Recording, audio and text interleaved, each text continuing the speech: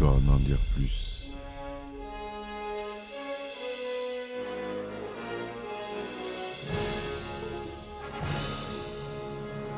Eh ben attendez, on est en France. Allez, cul sec. Hop.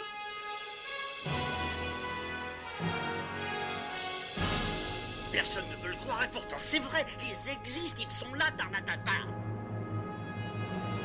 Non. Il faut qu'on pète.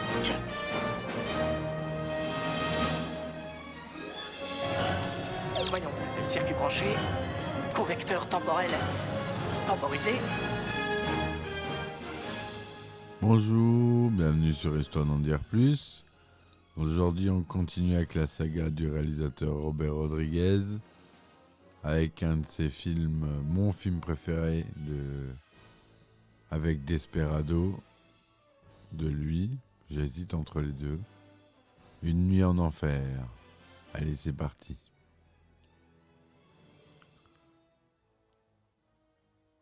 Alors, Une nuit en enfer, ou La nuit la plus longue au Québec, ou titre original From Dusk Till Dawn, est un film d'horreur fantastique américano-mexicain réalisé par Robert Rodriguez, sorti en 1996.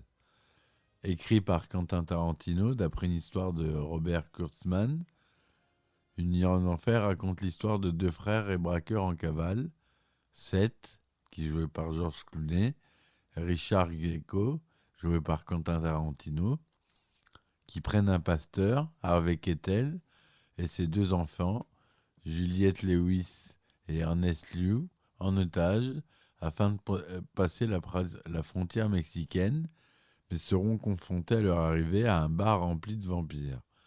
Tourné en 10 semaines, notamment en Californie et au Mexique, le long métrage sort en janvier 1996 aux États-Unis, où il rencontre un accueil mitigé et un succès commercial modeste. Mais c'est devenu par la suite un film culte, c'est pour ça que je vous en parle, du genre fantastique et horreur. Alors à la réalisation, on retrouve Robert Rodriguez, notre cher ami, comme je disais. Au scénario, on n'a ni plus ni moins Quentin Tarantino. À la musique, on a Graham Revell, cette fois-ci. George Clooney, Quentin Tarantino, Harvey Keitel, Juliette Lewis, Salma Hayek. Voilà pour le cast. C'est un film bande à part, Miramax, Dimension Film et Los Hooligan Productions, qui est la société de production de Robert Rodriguez, si je ne me trompe pas. Il dure 108 minutes, il est sorti en 1996. Et le résumé détaillé est ainsi. Richard Richie Gecko, qui est joué par Quentin Tarantino, après avoir aidé son frère Seth, qui est joué par George Clooney, à s'échapper de prison, entame avec lui une cavale sanglante au cours de laquelle il braque une banque et tue plusieurs personnes. À cause notamment du comportement totalement psycho de Richard, Quentin Tarantino. Il cherche les deux à gagner le Mexique et il prend en otage Jacob Fuller, qui est joué par Harvey Keitel, un pasteur en pleine crise de foi, avec ses deux enfants, Kate, qui est jouée par Juliette Lewis, et Scott, qui est joué par Ernest Liu. Cachés dans le camping-car de leur famille Fuller, ils arrivent à passer la frontière mexicaine et ils n'ont plus qu'à attendre l'arrivée de leur contact Carlos, qui est joué par Cheech Marin, qui leur a fixé rendez-vous dans un bar de routiers dont le nom est Titty Twister. En anglais, ça veut dire le téton tortillé. Et souligné par l'inscription From Dusk Till Dawn, du crépuscule jusqu'à l'aube, qui a donné le titre original du film. Voilà d'où vient le titre. Le groupe s'installe à une table, il boit en attendant le contact, mais une altercation entre les deux frères Gecko et des membres du personnel du bar tourne mal quand Richard se fait transpercer la main. Santanico Pandemonium, Salma Hayek, la danseuse vedette du bar, se transforme alors en vampire et le vide de son sang. Juste après, il y a tout le personnel et danseuses du bar qui se métamorphosent en vampires et massacrent quasiment tous les clients. Il y a Cess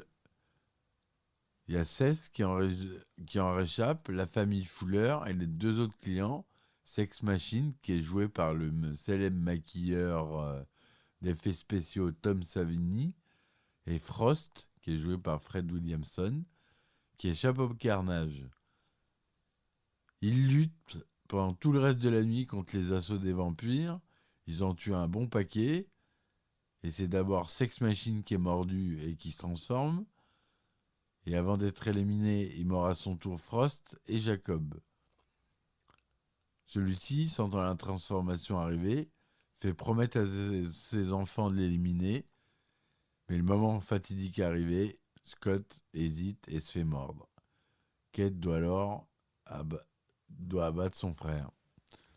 Et bien, au petit matin, seuls Cess et Kate sont encore vivants, mais ils sont encerclés par les vampires lorsque les premiers rayons du soleil apparaissent et brûlent tout le monde, tous les vampires. Après qu'il ait retrouvé son contact, Cess châtie Carlos pour avoir choisi un tel lieu de rencontre et négocie un droit d'entrée moins élevé pour pénétrer à El Rey. Kate demande à Cess si elle peut l'accompagner à El Rey, mais il veut pas. Apparemment par gentillesse, mais il lui laisse de l'argent. Kate, elle s'enfuit dans le camping-car en laissant derrière elle le Titi Twister, qui, dans un plan mémorable de fin de film, se révèle alors être le sommet d'un temple aztèque partiellement enterré, derrière où s'amoncellent des carcasses de voitures et des camions. Et le plan, j'adore ce plan, il est super à la fin. Un long plan, un long travelling arrière, un dézoom arrière, on va dire, et qui révèle toute l'histoire en fait. En un plan, il arrive à raconter beaucoup de choses. Au montage, au son et à la réalisation, et pas au scénario cette fois-ci, c'est Robert Rodriguez. Il aime monter ses films. Il a raison, c'est le meilleur moyen d'avoir le contrôle dessus. On l'a dit, les sociétés de production, on les a dites. Les sociétés de distribution, c'est Dimension Film aux États-Unis et Gaumont en France. Le budget est de 19 millions de dollars. C'est tourné en anglais avec de l'espagnol. En couleur, Technicolor, 35 mm, 1,85e avec du matériel, encore une fois, Panavision. Robert Rodriguez, il aime ça. Son SDDS, son Dolby Digital. Il est sorti en France le 26 juin 1996. Aux États-Unis, on l'a déjà dit, le 19 janvier 1996. Il est interdit au moins de 17 ans non accompagné d'un adulte aux États-Unis. En France, c'est interdit au moins de 16 ans. Et 15 ans et plus au Mexique, alors que Desperado, par exemple, était interdit au moins de 18 ans. Et qu'en France, c'était interdit au moins de 12 ans. Comme quoi, selon les pays, ça peut vraiment changer. Hein. George Clooney joue 16 Gecko. Quentin Tarantino, on l'a dit, Richie Gecko. Harvey Keitel, Jacob Fuller. Juliette Lewis joue Kate Fuller. Ernest Liu, Scott Fuller. Salma Hayek, Santanico Pandemonium. Cheech Marin, le garde-frontière, Chet Pussy et Carlos. Danny Trejo qui joue dans le film Razor Charlie, Tom Savini Sex Machine, Fred Williamson joue Frost, et voilà pour les acteurs connus, et le groupe Tito et Tarantula qui joue les musiciens du bar, qui ont été maquillés qui se transforment eux aussi en vampires, donc ils ont été maquillés par l'équipe de Tom Savini. Le scénario de Quentin Tarantino est basé sur une histoire de Robert Kurtzman, connu dans le monde des effets spéciaux au cinéma, avec des films comme Predator, Tremors et Misery, et avec qui il avait déjà travaillé sur Reservoir Dogs en 1992. La première version du scénario d'Une nuit en enfer est écrite par un Tarantino à l'époque où il travaillait encore à Video Archives. Il suit les grandes histoires de Kurtzman pour toute la partie se déroulant au Titi Twister, mais c'est lui qui développe entièrement tout ce qui précède et qui n'est seulement en une page dans l'histoire de Kurtzman. Tarantino est payé 1500 € pour écrire ce scénario. Initialement, Tarantino doit réaliser le long métrage, mais décide de ne pas le mettre en scène afin de se consacrer au scénario et au rôle de Richard Grieco. René Harlin et Tony Scott sont intéressés pour diriger le film, mais sa réalisation est confiée à Robert Rodriguez, à qui Tarantino avait collaboré auparavant dans Desperado, qu'on a vu dans le précédent podcast. Les deux hommes se sont rencontrés au Festival international du film de Toronto en 1992, alors qu'ils présentaient tous les deux leur premier film, El Mariachi pour Robert Rodriguez, qu'on a vu dans le dernier podcast, et Reservoir Dogs, qu'on verra dans un prochain, pour Tarantino. Et on m'est immédiatement sympathisé. Tarantino fait lire son scénario à Rodriguez et celui-ci est immédiatement intéressé, mais d'autres projets occupent alors les deux hommes. Après le succès de Pulp Fiction, les droits du film sont rachetés par Gianni Nari et Meir Tepper, et Tarantino leur propose d'engager Rodriguez pour la réalisation. Le rôle de Seth Gecko est offert à Tim Roth, John Travolta et Michael Madsen, Steve Buscemi et Christopher Walken, mais tous doivent refuser à cause de conflits d'emploi du temps. C'est finalement à George Clooney qu'on donne le rôle. C'est le premier rôle important au cinéma depuis son succès télévisé avec Urgence. Tarantino propose aussi à Tim Roth et Steve Buscemi de jouer un petit rôle de Pete Bottoms, mais il décline l'offre. De même pour William Sadler, qui était pressenti pour incarner l'agent du FBI Stanley Chase, rôle qui échoua à John Saxon, que Rodriguez et Tarantino rencontrent par hasard lors d'une convention. Salma Hayek hésite longuement avant d'accepter le rôle de Santanico Pandemonium, car elle a une peur panique des serpents. Elle suit une thérapie de 2 mois avant le tournage pour s'en débarrasser. Le tournage du film a eu lieu du 13 juin au 20 août 1995 dans l'État de Washington, au Texas et en Californie. Le tournage se déroule également au Mexique. Les scènes du motel où la famille Fuller est prise en otage sont tournées en premier. L'équipe passe ensuite 5 semaines à tourner les scènes du Titi Twister. Le tournage se termine avec la scène d'ouverture dans le magasin de spiritueux. La scène du passage de la frontière mexicaine est la plus chaotique à tourner, car en raison de conflits d'emploi du temps, les acteurs impliqués doivent tourner leurs séquences à différentes périodes.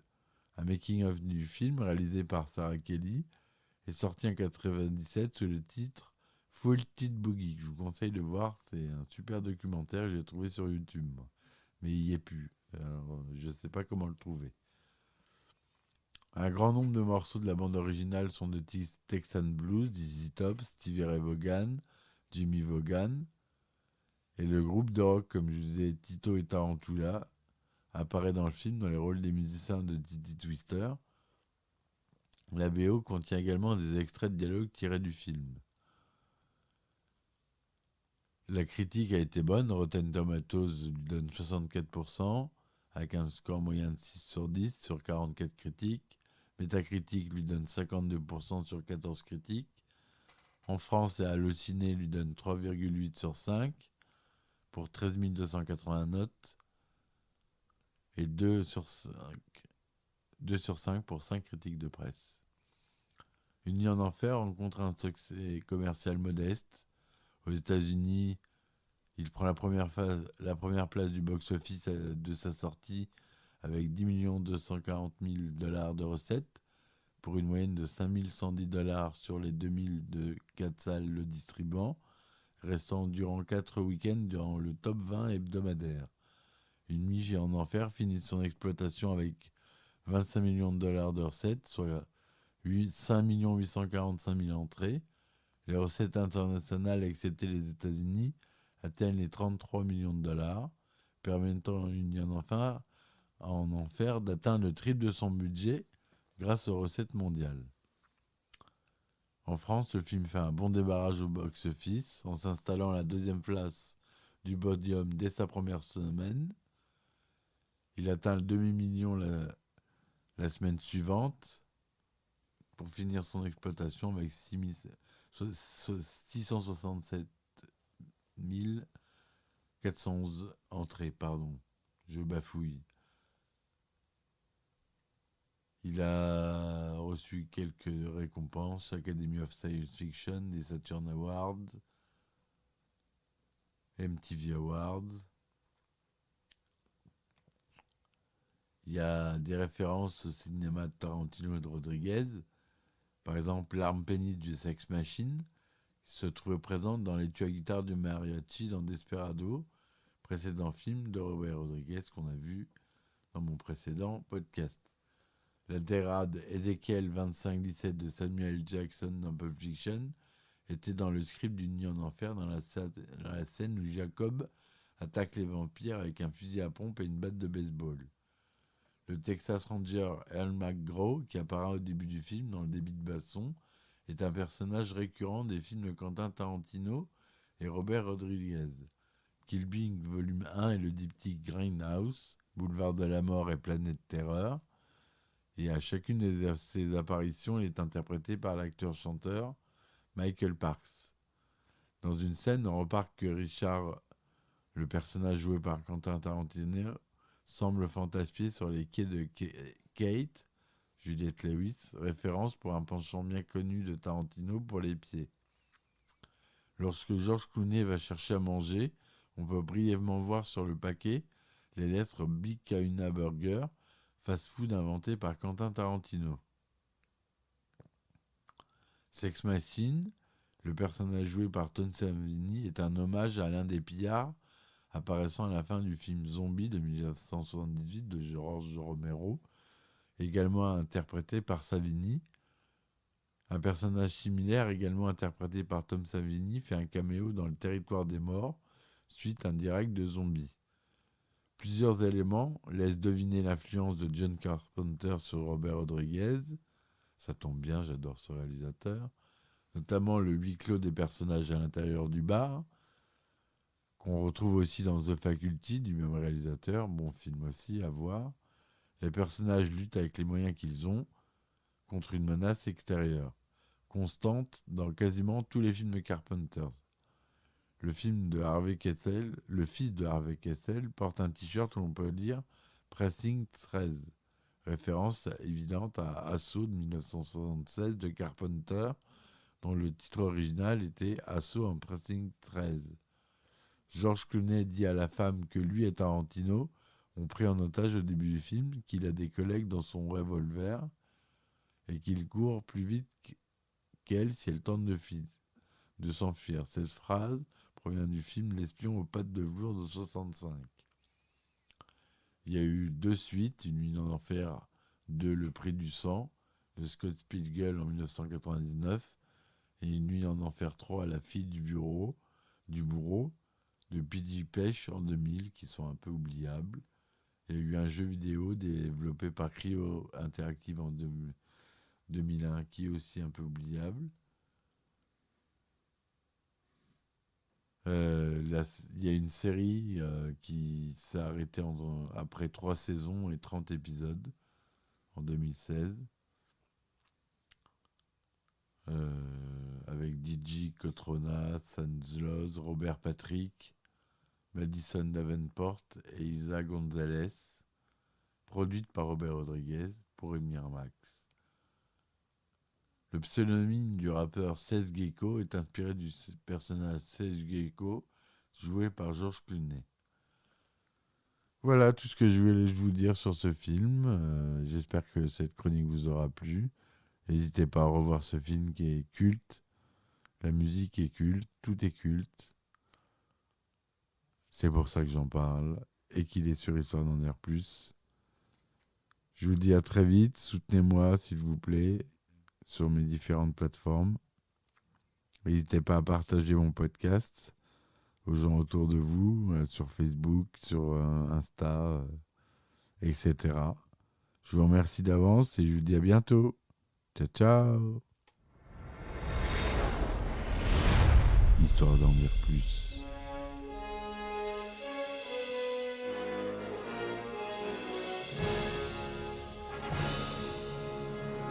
Eh ben attendez, on est en France. Allez, cul sec. Hop.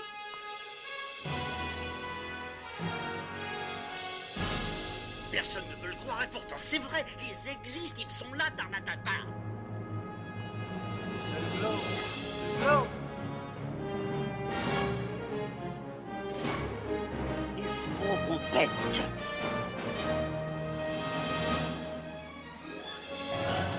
Voyons, le circuit branché, correcteur temporel temporisé,